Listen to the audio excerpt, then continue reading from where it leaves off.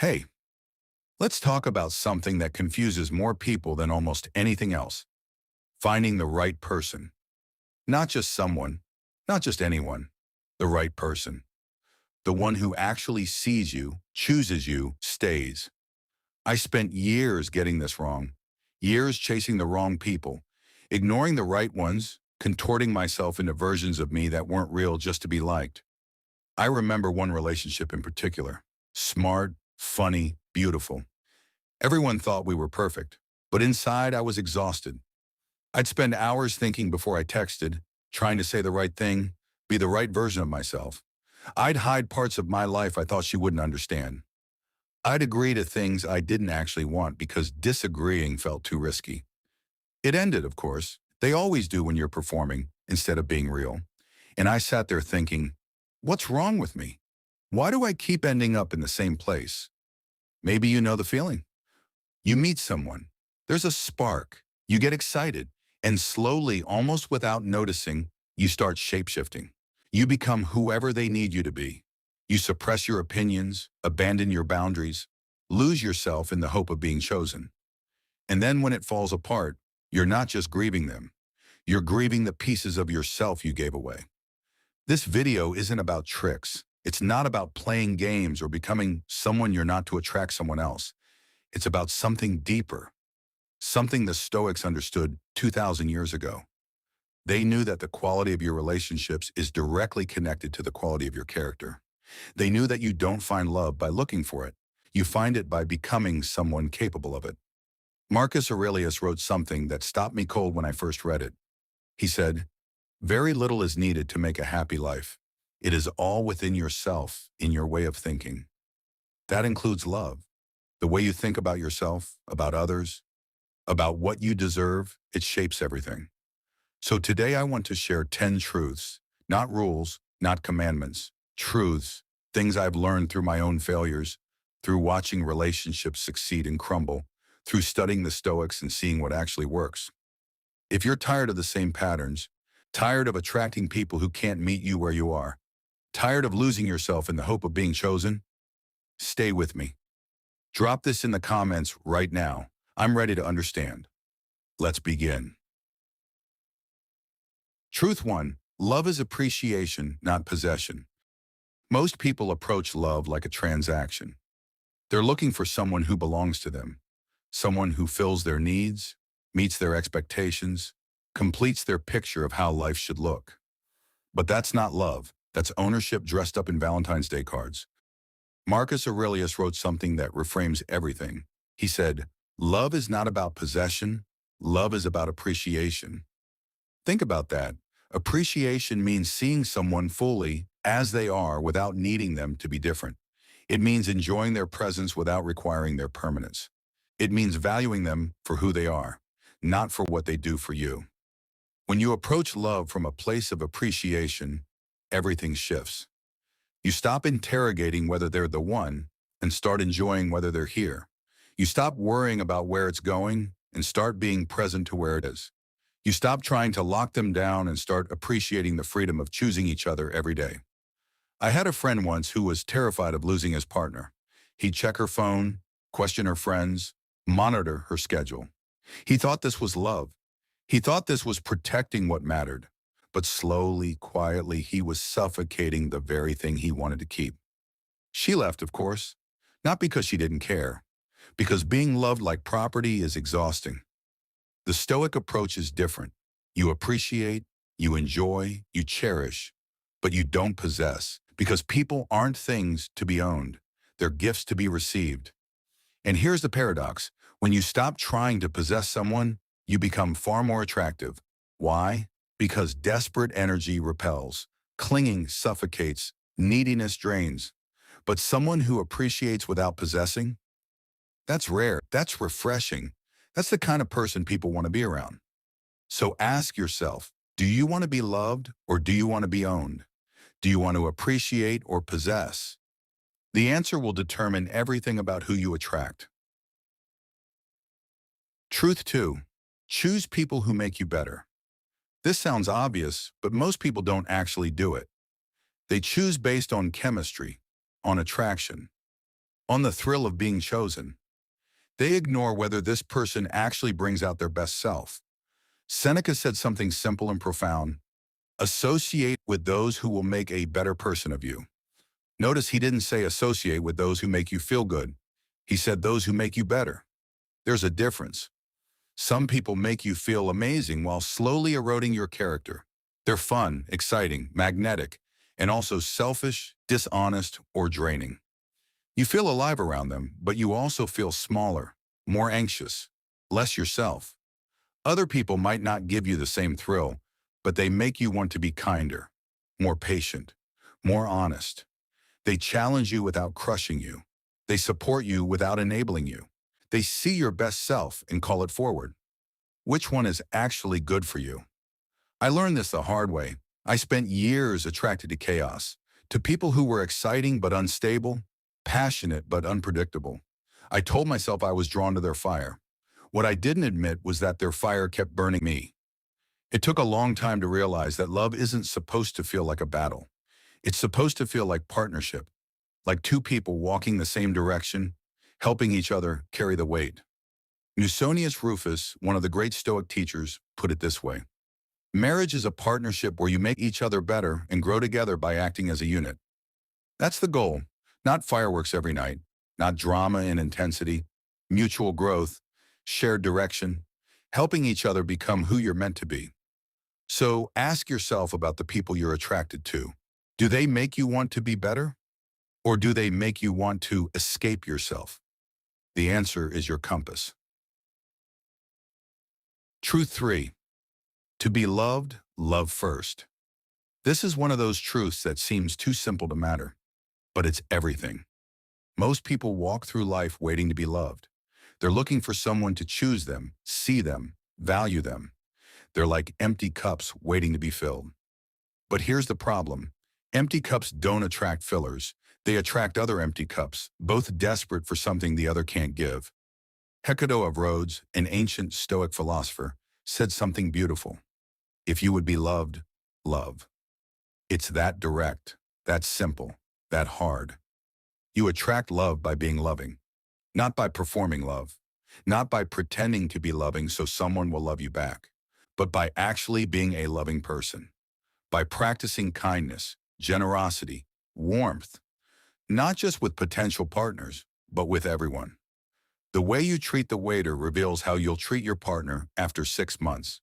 The way you speak about your ex reveals how you'll speak about this person if it ends. The way you show up for your friends reveals how you'll show up in a relationship. Love isn't something you find, it's something you become. I had a friend who was desperately single and constantly frustrated about it. He'd complain that no one appreciated him, that women didn't see his value, that he was always overlooked. And watching him, I understood why. He wasn't unlovable. He was unloving. He was so focused on being chosen that he forgot to be choosing. So focused on receiving that he forgot to give. The moment he shifted, the moment he started showing up with genuine warmth instead of desperate hope, everything changed. Not because the universe rewarded him, because he became someone worth being with.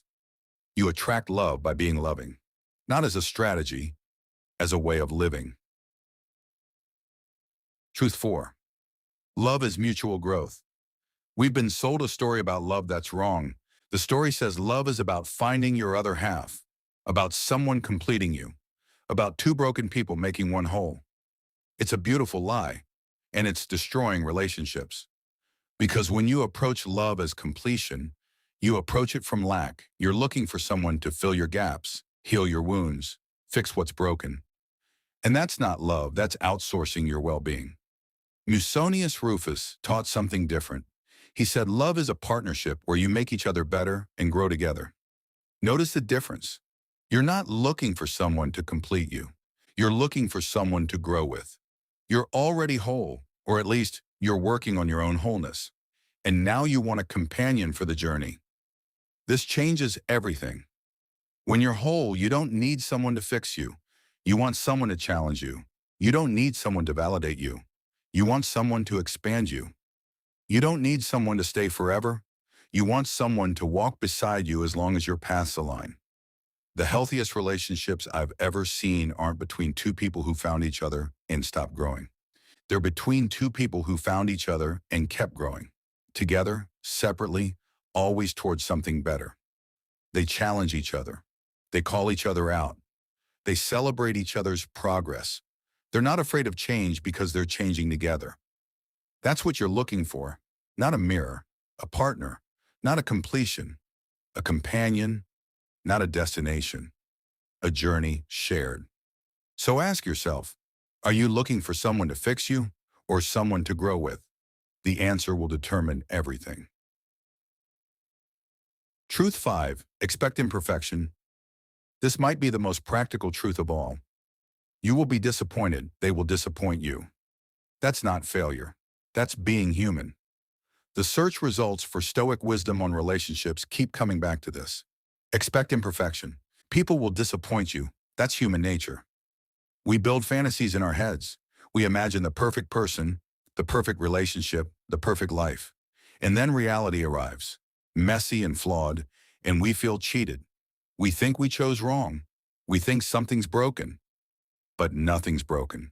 You're just finally seeing clearly. Marcus Aurelius wrote about this constantly. He'd remind himself every morning that the people he'd meet would be difficult, selfish, flawed. Not because he was cynical, because he was realistic. And because he expected it, he was rarely surprised and never destroyed by it. The same applies to love. The person you're with will have bad days. They'll say the wrong thing. They'll forget what matters. They'll fail you sometimes, and you'll do the same to them. The question isn't whether this will happen. It will. The question is whether you can meet it with grace. The goal isn't finding someone perfect. It's finding someone whose imperfections you can live with, whose flaws don't destroy you, whose struggles you can support without losing yourself. I'm not saying settle, I'm saying see clearly. Stop expecting a fantasy and start appreciating a real human being with all their beautiful brokenness. Because here's the truth. You're imperfect too. You'll disappoint them just as much. And if you want grace for your failures, you have to offer grace for theirs. That's love, not perfection. Grace. Truth 6. Lavish love on those who struggle.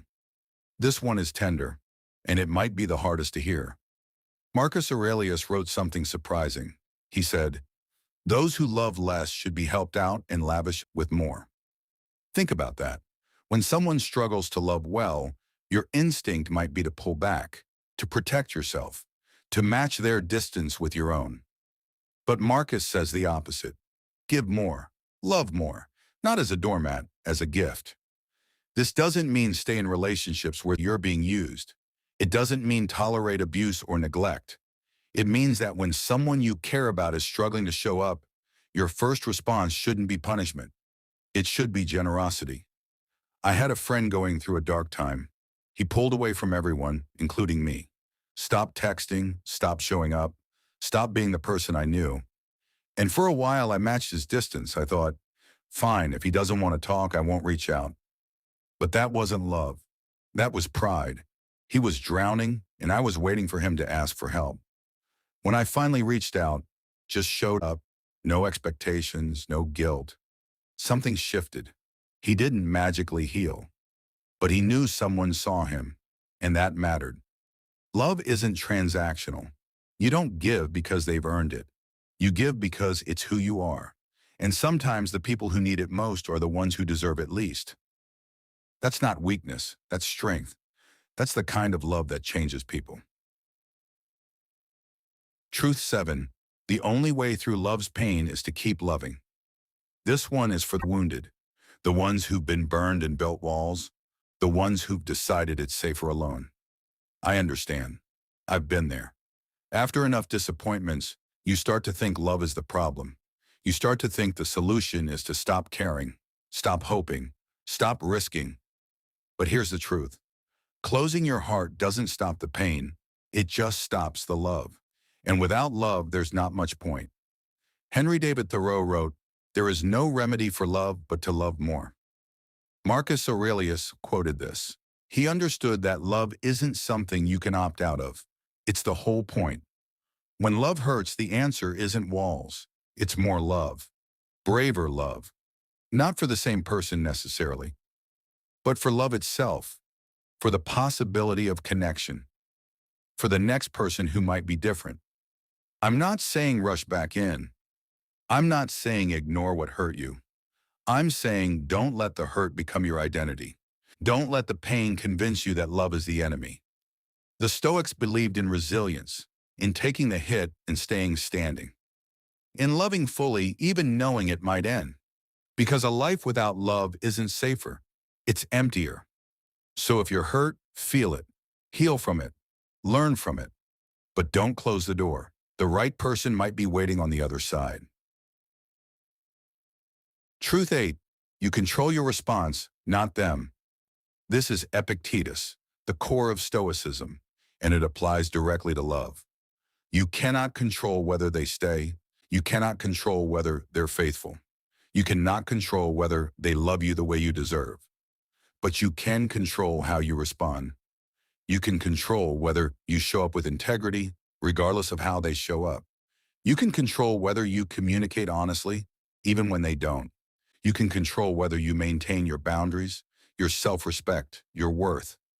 This is freeing because it means your peace doesn't depend on them. It depends on you. I spent years in relationships where my mood was tied to their mood. If they were happy, I was happy. If they were distant, I was anxious. I had outsourced my emotional stability to someone else. And that's not love. That's codependency. The Stoic approach is different. You love fully, but you don't attach your peace to their presence. You give generously, but you don't tie your worth to their reception. You stay open, but you don't abandon yourself. You control you. That's it. And that's enough. Truth 9. Real ones stay when it's hard. Epictetus said, "A real friend is one who walks in when the rest of the world walks out." This is the kind of person you're looking for. Someone who doesn't run at the first sign of difficulty. Someone who stays when you're not easy to be around. Someone who chooses you even when choosing you costs something. Most people are fair weather. They're there for the fun, the easy, the comfortable. But when things get hard, when you're struggling, depressed, uncertain, they disappear. That's not love. That's convenience. The right person doesn't have to fix you. They don't have to carry you. But they don't run either. They stay present. They stay connected. They let you know you're not alone. I've learned to watch for this, not in dramatic ways, in small ones. Do they check in when they know you're struggling? Do they make time when they're busy? Do they show up when it's inconvenient? That's the test, not the good times, the hard ones. Find someone who stays. Truth 10. Love is kindness to all. This last truth might surprise you. It's not about romance at all, but it's the foundation of everything. Seneca said, "Wherever there is a human being, there is an opportunity for kindness." How you love strangers reveals how you'll love your partner. How you treat the waiter, the driver, the person who can't do anything for you. That's who you really are, not the version you present on dates. The Stoics believe that virtue is consistent. You can't be kind in one context and cruel in another and call yourself a good person. Character doesn't work that way. So if you want to attract the right person, become the kind of person who loves well, not just romantically. In every interaction, practice patience, practice generosity, practice seeing the humanity in everyone. Because the person you're looking for is attracted to that energy. They notice how you treat people. They notice whether you're kind when no one's watching. And when they see it, they'll trust it because they know it's real. So here we are. 10 truths, 10 shifts in how you see love, attraction, and yourself. Let's recap them one more time. Truth 1. Love is appreciation, not possession. Truth 2. Choose people who make you better. Truth 3. To be loved, love first. Truth 4. Love is mutual growth. Truth 5. Expect imperfection. Truth 6. Lavish love on those who struggle. Truth 7. The only way through love's pain is to keep loving. Truth 8. You control your response, not them. Truth 9. Real ones stay when it's hard. Truth 10. Love is kindness to all. These aren't tricks. They're not manipulation. They're not strategies to get someone to like you. They're ways of becoming someone worth being with. They're invitations to stop performing and start being real. They're the foundation of a love that actually lasts. The right person won't complete you. They'll walk beside you. They won't fix you.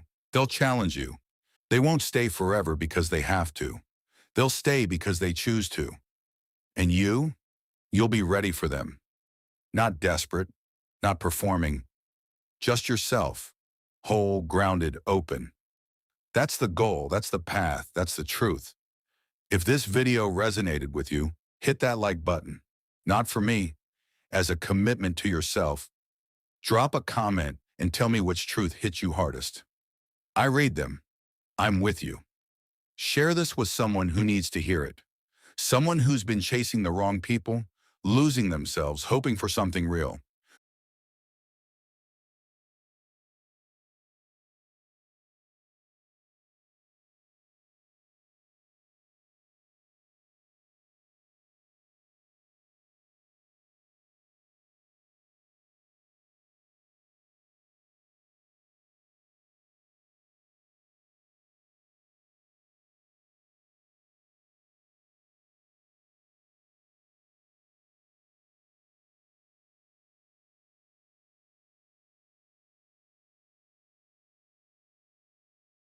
Subscribe because this journey continues, and growth is always stronger together than alone. One final time, drop this affirmation in the comments to seal it. I attract the right person by becoming the right person. Your love is waiting. Go become someone worth finding.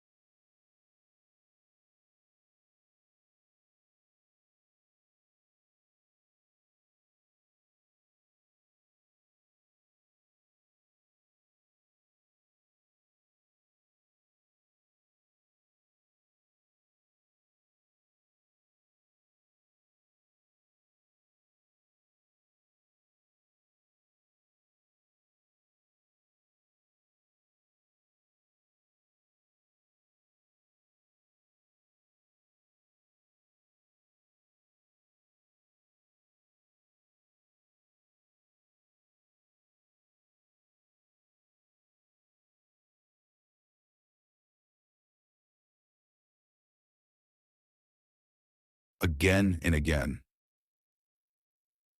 So here we stand. 10 rules, 10 truths that can carry you through the darkest nights of letting go.